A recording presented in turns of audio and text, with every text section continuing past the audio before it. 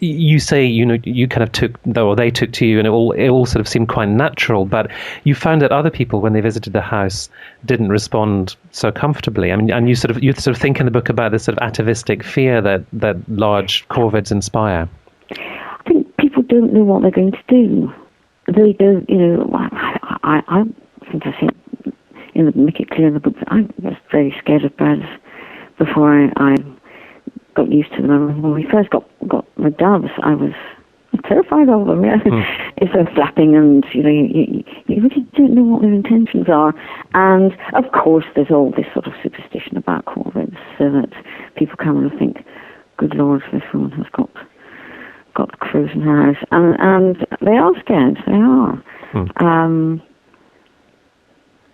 Whether it's rational or not, I mean, they do have quite sharp beaks, and you don't know what they're going to do. I mean, with Spike, I was always very careful. I didn't let him fly around when there was anybody here, unless they were very certain about him, because, he could actually come down and give you a nip if he fancied. In the book, Esther, you reflect on what you call the Faustian pact, whereby a wild creature gives up some of its wildness in return for life. And is that something you sort of still ponder all these years later? Oh, yes, very much so. I mean, as soon as I got Vicky the crow, who's almost, he could be 2 in August. Well, he's actually about 2 now, because they all have their birthdays in spring, of course. So he's just about 2. I got him when he was a little bit older. He must have been 3 or 4 months old.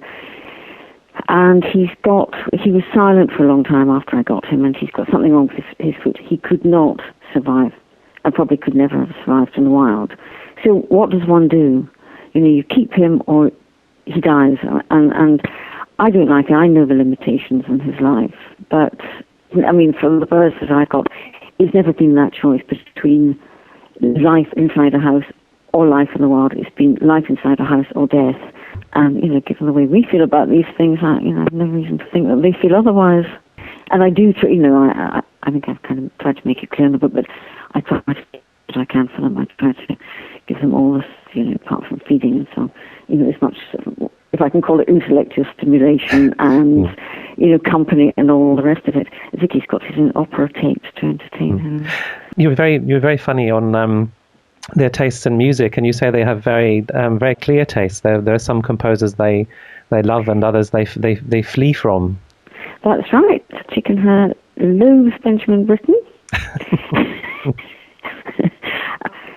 Somebody gave me this bit of Ratavara called Cantus Atticus, and he's got some bird song, and I thought, oh, she's bound to like this, but no, she didn't. She marched out of the room when she heard it. And recently, I've actually got a recording of it. I put on Radio 3 one evening and didn't know what was on, and it was a bit of Wagner, and Vicky immediately started shouting along to music, and it was marvelous. I've often got my recording recorded, and there's this magnificent sound of bellowing of Gotterdammerung with crow shouting along, or singing along, I should say, in accompaniment. And I don't know if that was it was protest or appreciation. I couldn't really tell. He does seem to like the high sounds. He likes female voices and higher sounds. So it might well have been protest, but it's a fantastic recording. Now let me ask how these years of keeping corvids has changed you, because you write very, very funnily about it being a bit like joining a secret organization or Cosa Nostra or marrying into foreign royalty. So how has it sort of changed your life? Well, it's put me in my place. It's altered my view of the relationship between humans and animals and birds. I think it's something that we perhaps maybe it's just me, didn't think about that much before. I think people tend to accept the Aristotelian view, the scala natura, that we're human beings are at the top and everything else is somewhere in a scale. I don't think that anymore. I would be most surprised if there aren't many creatures and birds that can rival us, or they can't do the same things, which is probably just as well. They can certainly do other things just as well. It's made me feel humble, and it's made me feel that I think there's a great sense of comfort in the world.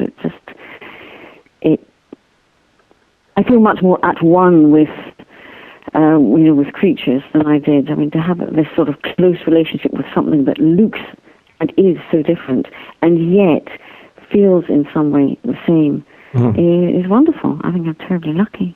I mean, you write about, I think, was it Vilnius you were in yes, one right. winter, and the sort of feeling of not being in a completely alien environment because there were was it crows there or the rooks? Vilnius has got a lot of spires and beautiful churches, and the rook is a sort of almost a symbol of Vilnius, and it was a very sort of strange and alien place in many ways, and it was wonderful.